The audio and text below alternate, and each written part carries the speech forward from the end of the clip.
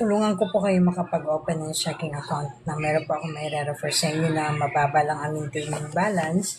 And then yung bilang po, pwede na po kayo mag-avail ng Comaker po. Sa Comaker, at least 6 months regular employee aming salary loan. So, bali requirements lang po ni Comaker. Wala pala din si Kuya, no? Doon na lang pala ako.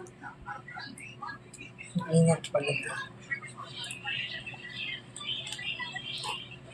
6 months regular employee po si Comaker. COE or company ID lang po. Yung January, yung pangatlo. Ba yun? So, ayan lang po yung mga kailangan natin para makapag-avail po kayo ng aming salary loan. Kailangan lang po is 2 years regular employee po kayo, direct card. Kailangan po, location nyo is from Pampanga, Bulacan, Metro Manila, Taytay, Rizal,